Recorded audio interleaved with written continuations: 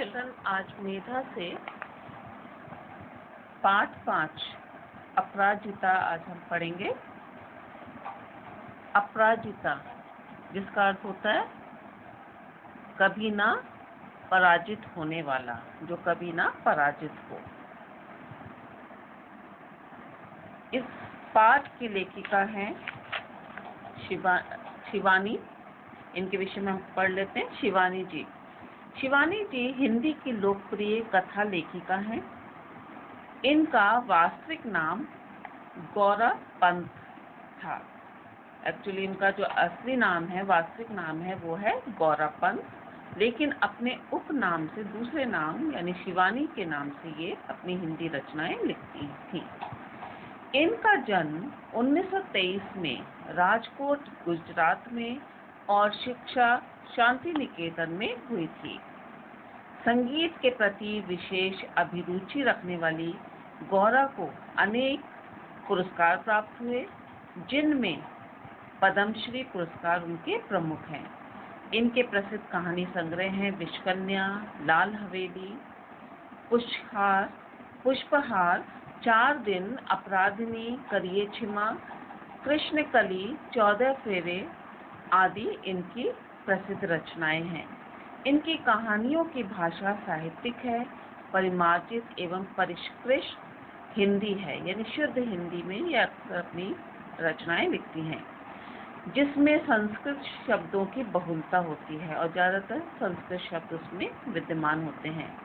इनकी कहानियों के पात्र उच्च सामाजिक स्तर के हैं, इसलिए इनकी भाषा आधुनिक पढ़े लिखे समाज के व्यक्तियों की ही भाषा होती है। इनका निधन 21 मार्च सन 2003 को हुआ था। अपराजिता। लोकप्रिय कथाकार शिवानी की यह कहानी बहुत ही महत्वपूर्ण संदेश हमें देती है। शारीरिक अपंगता को धैर्य और परिश्रम से अप्रासंगिक किया जा सकता है। यानी शारीरिक अपंगता किसे कहते हैं? हैंडीकैप्ड को। तो किसी भी प्रकार से शरीर में अपंगता हो तो उसको धैर्य के साथ और परिश्रम से अप्रासंगिक किया जा सकता है। अप्रासंगिक का मतलब होता है जो कि विषय से संबंधित ना हो। तो ये कहना कि हम किसी प्रकार से शारीरिक अपंग हैं और वह जो है धैर्य और परिश्रम से उसे अलग नहीं किया जा सकता। यानी ऐसा व्यक्ति जो कि शारीरिक अपंग है, लेकिन वो अपने धैर्य से और अपने परिश्रम के द्वारा भी काफ़ी ऊंचाइयों तक और अपने लक्ष्य को प्राप्त कर सकता है। जैसे डॉक्टर चंद्रा अपंग होते हुए भी धैर्य, परिश्रम और उत्साह से डॉक्टरेट की डिग्री प्राप्त करने वाली, जीवन की कठिनाइयों से कभी ना पराजित होने वाली यह एक अपराजिता एक दो नहीं लाखों व्यक्तियों के लिए प्रेरणा उदाहरण बन गई है। कभी कभी अचानक ही विधाता हमें ऐसे विधाता यानी ईश्वर हमें ऐसे विलक्षण यानी विचित्र व्यक्तित्व से मिला देता है, जिसे देखकर स्वयं अपने जीवन की रिक्तता बहुत छोटी लगने लगती है। लेखिका कहना चाहती है कि कभी कभी ईश्वर हमें ऐसे व्यक्तित्व से मिला देता है, ऐसे अनोखे व्यक्तित्व से मिला देता है कि उसको देखकर हमें अपने जीवन की जो कमियां होती हैं, हमें अपने जीवन में जिन कमियों को लेकर शिकायत होती है, वो कमियां जो हैं बहुत छोटी लगने लगती हैं। हमें तब लगता है कि भले ही उस अंतर्यामी यानी ईश्वर ने हमें जीवन में कभी अकस्मात अकारण ही दंडित कर दिया हो, किंतु हमारे किसी अंग को हमसे विच्छिन्न करना यानी अलग करना कर हमें उससे वंचित तो नहीं किया। यानी कई बार हम शिकायत करते हैं ईश्वर से, कभी हमारा काम नहीं होता, किसी कारण से हम निराश हो जाते हैं। जब अकारण निराश हो जाते हैं, किसी वजह से हम सफलताओं को नहीं पा सकते हों, या कोई ऐसा कारण रहा हो जिसकी वजह से हमें निराशाओं ने घेर लिया हो, तो हम उस समय ईश्वर को दोषी ठहराने लगते हैं। लेकिन कभी ऐसा उस अंतर्यामी ने हमारे साथ ऐसा दंडित कार्य नहीं किया, यानी कभी हमें ऐसा दंड नहीं दिया कि हमारे शरीर का कोई अंग हमसे दूर किया हो। फिर भी हम में से कौन ऐसा मानव है जो अपनी विपत्ति के कठिन क्षणों में विधाता को दोषी नहीं ठहराता हो। लेकिन क्योंकि मानव स्वभाव है, और हर मानव जब जीवन में निराश हो जाता है, उसे कष्ट अत्यधिक मिल जाते हैं, और उनसे जब वह निराश हो जाता है तो वो और किसी को नहीं, ईश्वर को ही इन सब बातों के लिए दोषी ठहरा देता है। मैंने यानी लेखिका अपने विषय में बता रही है कि मैंने अभी पिछले ही महीने एक ऐसी अभिशप्त यानी शापग्रस्त, यानी ऐसी अभिशप्त काया, यानी ऐसी व्यक्ति या ऐसे व्यक्ति जो कि शाप से ग्रस्त हो, उसे देखा, जिसे विधाता ने कठोरतम दंड दिया है। यानी लेखिका कहना चाहती है कि अभी पिछले ही महीने वे एक ऐसी काया से, ऐसे व्यक्तित्व से मिली, यानी एक ऐसे व्यक्तित्व को उन्होंने देखा जिसे विधाता ने, ईश्वर ने बहुत ही कठोर दंड दिया था, किंतु उसे वह नतमस्तक आनंदी मुद्रा में झेल रही है। लेकिन उस कठोर दंड को पाकर भी वह जो थी लड़की, वह नतमस्तक हो गई, यानी ईश्वर के उस दंड को भी नतमस्तक होकर प्रसन्न मुद्रा में उस कष्ट को झेल रही थी। विधाता को कोस कर नहीं, यानी वे विधाता को, ईश्वर को कोस नहीं रही थी उस चीज के लिए। उसकी कोठरी का आहता कहते हैं चार दीवारी को, बाउंड्री को। उसकी कोठरी का आहता एकदम हमारे बंगले के अहाते से जुड़ा था। यानी उस लड़की का जो कोठी का जो आहता था, चार दीवारी जो थी, वो लेखिका की चार दीवारी से जुड़ी हुई थी। अपनी शानदार कोठी में उसे पहली बार कार से उतरते हुए लेखिका ने देखा था, तो आश्चर्य से उसे देखती ही रह गई। कार का द्वार खुला, एक प्रौढ़ा यानी अधिक उम्र की स्त्री, उसने उतरकर पिछली सीट से एक व्हील चेयर यानी पहियों वाली कुर्सी, व्हील चेयर निकाल कर सामने रख दी, और वह स्त्री प्रौढ़ा जो थी वो भीतर चली गई। दूसरे ही क्षण धीरे धीरे बिना किसी सहारे के कार से एक युवती ने अपने निचले धड़ को बड़ी दक्षता से नीचे उतारा। फिर बैसाखियों से ही, बैसाखी कहते हैं क्रचिस को, यानी एक प्रकार के डंडे जिनके सहारे जो चल नहीं पाते वो उस डंडों के सहारे चलते हैं। फिर वह बैसाखियों से ही व्हील चेयर तक पहुंच उसमें बैठ गई। लेखिका ने क्या देखा कि एक स्त्री जो थी, एक युवती जो थी, वो उस कार से उतरी कैसे? क्योंकि उसका निचला जो शरीर का निचला हिस्सा जो था वह काम नहीं करता था, और इसलिए वह युवती जो थी वो बैसाखियों के सहारे उस कार से उतरी और व्हील चेयर तक पहुंचकर उस पर बैठ गई, और बड़ी तटस्थता से उसे स्वयं चलाती हुई कोठी के भीतर चली गई, और बड़ी आसानी से व्हील चेयर को चलाती हुई वह अपनी कोठी में अंदर चली गई। मैं फिर नित्य नियत समय पर उसका ये विचित्र आवागमन देखती और आश्चर्यचकित रह जाती। लेखिका जो थी, अब उनका नित्य का, प्रतिदिन का ये एक नियम बन सा गया था कि वह उस युवती का आवागमन यानी आना और जाना, उसका आना और जाना इस प्रकार से प्रतिदिन वो देखा करती थी, और उसको इस प्रकार से आते जाते देख वो आश्चर्यचकित भी रह जाती थी। ठीक जैसे कोई मशीन खटखटाती अपना काम किए जा रही हो। जैसे एक मशीन होती है, अपना नियमित काम करती है खटखट की आवाज करते हुए, उसी प्रकार से यह युवती जो थी वो अपने घर से, कोठी से निकलती थी, नियत समय पर अपनी कार में जा बैठती थी, और फिर लौटती समय से थी, और अपनी कार से उतरकर वह अपने कोठी में चली जाया करती थी। धीरे धीरे मेरा उससे परिचय हुआ।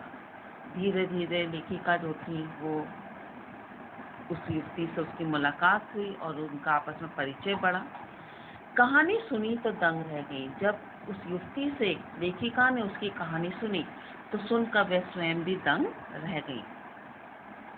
नियति के प्रत्येक कठोर आघात को अति अमानवीय धैर्य एवं साहस से झेलती यह बित्ते भर की लड़की मुझे किसी देवांगना से कम नहीं लगी। यानी जब उन्होंने कहानी सुनी तो नियति यानी ईश्वर के द्वारा बनाई गई यह विधान, जो कि एक कठोर आघात की भांति, एक कठोर दंड की भांति उस स्त्री को मिला था, उस युवती को मिला था, लेकिन वह उस कठोर दंड को भी अमानवीय धैर्य एवं साहस के साथ झेलती हुई वह बित्ते भर की लड़की क्यों बोला है लेखिका ने उसे? क्योंकि वो छोटी उम्र की लड़की थी। मुझे किसी देवांगना कहते हैं अप्सरा को, वह किसी देवांगना से कम नहीं लग रही थी। मैं चाहती हूँ कि मेरी पंक्तियों को उदास आंखों वाला वह गोरा उजले वस्त्रों से सज्जित लखनऊ का मेधावी युवक भी पढ़े। लेखिका ने जब ये लेख लिखा तो वो चाहती हैं कि उनके इस लेख को, डॉक्टर चंद्रा के बारे में जो उन्होंने इस लेख को लिखा है, तो वो कहना चाहती हैं कि उनके इस लेख को लखनऊ का एक मेधावी युवक भी पढ़े, जो कि उदास आंखों वाला है, यानी उसको जीवन में बहुत निराशाएं मिली थी। कैसे? आगे लेखिका बताती हैं, जिसे मैंने कुछ माह पूर्व अपनी बहन के यहाँ देखा था। उस युवक से लेखिका कहाँ मिली थी? अपनी बहन के यहाँ कुछ महीने पहले। वह IAS की परीक्षा देने इलाहाबाद गया था। लौटते समय किसी स्टेशन पर चाय लेने के लिए उतरा कि गाड़ी चल दी। जैसे ही गाड़ी चली तो चलती ट्रेन में हाथ में कुल्हड़ सहित चढ़ने के प्रयास में वह गिर गया और पहिए के नीचे, यानी रेलगाड़ी के नीचे, ट्रेन के नीचे उसका हाथ पड़ गया। प्राण तो बच गए, पर उसका दायां हाथ पहिए के नीचे आने की वजह से चला गया। उसी विच्छिन्न भुजा, यानी अपने शरीर से अलग हुए उस हाथ के साथ साथ वह युवक जो था उसने अपना मानसिक संतुलन भी खो दिया था, यानी वह मेंटली डिस्टर्ब हो गया था। पहले दुख भुलाने के लिए नशे की गोलियां खाया करता था और अब नूर मंजिल जो है वो लखनऊ में एक मानसिक चिकित्सालय है, वहाँ शरण गई है। अब उसने वहाँ शरण ली है, यानी वहाँ वह अपना इलाज करा रहा है। केवल एक हाथ खोकर ही उसने हथियार डाल दिए, यानी उसका एक हाथ उसके शरीर से अलग हो गया था, तो उसने जीवन से वह पूरी तरह टूट गया था, निराश हो गया था। लेकिन अगर हम इधर देखें तो इधर चंद्रा, जिसका निचला धड़ है निष्प्राण मांसपिंड मात्र, जिसका शरीर का निचला यानी कमर से निचला हिस्सा जो है निष्प्राण है, जिसमें कोई प्राण नहीं है, सिर्फ मांसपिंड है, यानी मांस की तरह है, सिर्फ मांस ही मांस है।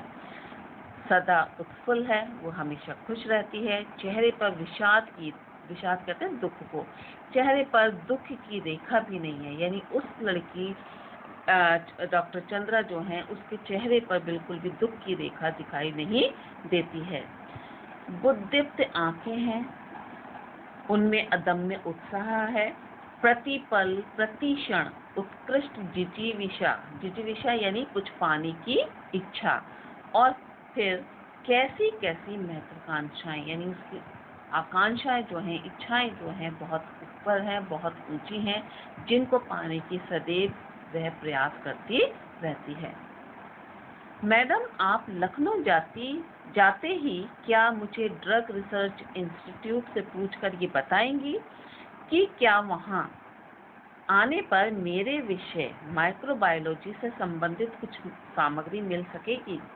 इस प्रकार से वह लेखिका से अक्सर पूछती थी, क्योंकि उन्हें डॉक्टर चंद्रा को पता था कि लेखिका जो है वो लखनऊ की हैं, वहाँ आती जाती रहती हैं, तो वो अक्सर जब वो मिलती थी तो वो उनसे पूछती थी कि जब आप लखनऊ जाएं तो क्या आप मेरे इस विषय के बारे में वहाँ से पता कर सकेंगी कि मुझे वहाँ से माइक्रोबायोलॉजी से संबंधित सामग्री मिल सकती है। मैडम, आप कह रही थी कि आपका दामाद हवाई हवाई यानी हवाई कहाँ पर है? यूएस में है। तो हवाई के ईस्ट वेस्ट सेंटर में है, क्योंकि लेखिका का जो दामाद थे वो हवाई के ईस्ट वेस्ट सेंटर में थे। तो इस वजह से जब उन्हें डॉक्टर चंद्रा को ये पता चला तो उन्होंने उनसे पूछा लेखिका से, क्या आप उन्हें मेरा बायोडाटा भेजकर पूछ सकेंगे कि मुझे वहाँ की कोई फेलोशिप मिल सकती है? तो इस प्रकार से फेलोशिप यानी अध्ययन या शोध कार्य के लिए मिलने वाली जो सदस्यता होती है उसके विषय में। तो वो अक्सर ही कुछ ना कुछ अपने जीवन में पाने के लिए, कुछ ना कुछ हासिल करने के लिए प्रयत्नरत रहती थी। तो जब उनको ये पता चला कि लेखिका के दामाद वहाँ हवाई में रहते हैं तो उन्होंने इस विषय में पूछा।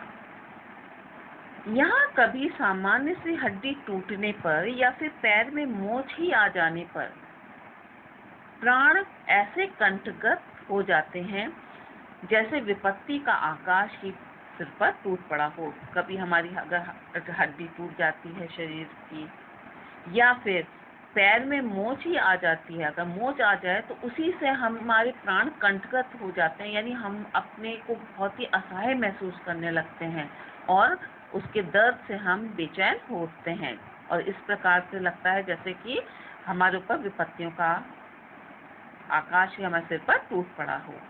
लेकिन इधर ये लड़की है जिसका पूरा निचला धड़ जो है वो सुन पड़ा है, यानी हरकत नहीं करता है, कोई उसमें प्राण नहीं है, लेकिन फिर भी उसकी बोटी बोटी फड़क रही है। बोटी बोटी फड़कना एक मुहावरा है। इसका क्या अर्थ होता है कि कुछ करने के लिए यानी कुछ कर पाने के लिए वो हमेशा बेचैन रहती है। ऊंची नौकरी की एक ही नीरस करवट में उसकी निरंतर प्रतिभा डूबती जा रही है, यानी ऊंची नौकरी पाने की लालसाएं उसके अंदर बहुत अधिक प्रबल है और जिसके लिए वो लगातार प्रयास करती रहती है। आजकल वह आईआईटी मद्रास में काम कर रही है। जन्म के 18वें महीने में ही जिसकी गर्दन से नीचे का पूरा शरीर पोलियो ने निर्जीव कर दिया हो, उसने किस अद्भुत साहस से नियति को अंगूठा दिखाकर अपनी थीसिस पर डॉक्टरेट ली होगी। ये सुनकर, ये जानकर ही अपने आप में बड़ा ही अजीब और आश्चर्यजनक लगता है। यानी डॉक्टर चंद्रा जो थी, जब उनका जन्म हुआ तो उसके 18वें महीने में ही उनकी गर्दन से नीचे का पूरा शरीर जो था वो पोलियो के कारण निर्जीव हो गया था। सिर्फ उनकी गर्दन ही हिल पाती थी, बाकी पूरा शरीर उनका निर्जीव हो गया था। लेकिन उन्होंने अपने अद्भुत साहस से नियति के यानी ईश्वर द्वारा बनाई गई इस नियति को अंगूठा दिखाकर यानी हराकर अपनी थीसिस पर डॉक्टरेट की उपाधि तक प्राप्त कर ली। सुनकर अपने आप ही बड़ा आश्चर्यजनक लगता है। मैडम, मैं चाहती हूँ कि कोई मुझे सामान्य सा सहारा भी ना दे। आप तो देखती हैं, मेरी माँ को मेरी कार चलानी पड़ती है। मैंने इसलिए एक ऐसी कार का नक्शा बना दिया है जिससे मैं अपने पैरों के निर्जीव अस्तित्व को ही सजीव बना दूंगी। यानी क्योंकि वह कार नहीं चला पाती थी, इसलिए उसकी माता को, डॉक्टर चंद्रा की माता को कार चलानी पड़ती थी, तो इसलिए भी उनको लगता था कि वह कार स्वयं चलाएं, तो इसलिए उन्होंने ऐसी कार का नक्शा बना दिया था जिससे वह अपने पैरों का, क्योंकि पैर निर्जीव थे, तो उसको भी वे सजीव बना सकें। यह देखिए, मैंने अपनी प्रयोगशाला में वे लेखिका को ले गई और उन्होंने वहां दिखाया डॉक्टर चंद्रा ने कि प्रयोगशाला में अपना संचालन सुगम बना लिया है। यानी वहां पर उन्होंने इस प्रकार से डिजाइन किया था कि वह कार को चलाने में किस प्रकार से कार को चलाना आसान कर सकती हैं। मैं अपना सारा काम अब स्वयं निपटा लेती हूँ। वहाँ पर वो अपनी प्रयोगशाला में लेके गई, हालांकि वो चाहती थी कि कार भी वो कुछ ऐसा इंतजाम करें कि स्वयं चला लें, लेकिन अपनी प्रयोगशाला, क्योंकि प्रयोगशाला में उन्हें खुद काम करना पड़ता था, इसलिए अपनी प्रयोगशाला में उन्होंने अपने हिसाब से वहाँ सब कुछ कर रखा था जिसका संचालन वो स्वयं करती थी। और इस प्रकार से सारी चीज़ें उन्होंने सेट की हुई थी कि वो सबको अपने आप अपने ही द्वारा कर लिया करती थी। उसने मुझे तस्वीरें दिखाई। समस्त सामग्री उसके हाथों की पहुंच तक ऐसे धरी थी कि निचला धड़ ऊपर उठाए बिना वह मनचाही सामग्री मेज से उतार सकती थी। यानी अपनी प्रयोगशाला की जो तस्वीरें जब उसने दिखाई लेखिका को, तो उन तस्वीरों के माध्यम से लेखिका ने जो देखा उसके हिसाब से उन्होंने ये जान लिया कि उसने अपनी प्रयोगशाला को इस प्रकार से बनाया हुआ था कि वे जो भी चाहे, मनचाही सामग्री जो भी चाहिए उसे, वो मेज से बड़ी आसानी से एक जगह बैठे बैठे ही उठा सकती थी, वहां तक पहुंच सकती थी। किंतु उसकी आज की इस पटुता कहते हैं निपुणता को, के पीछे है एक सुदृढ़ कठिन अभ्यास की यातनाप्रद भूमिका। लेकिन ये एकदम से आसानी से उनको हासिल नहीं हो पाई। इसके लिए उन्हें प्रैक्टिस, अभ्यास करना पड़ा कि किस प्रकार से वो एक जगह बैठे हुए अपने सभी सामानों को आसानी से अपने तक पहुंचा सकती हैं।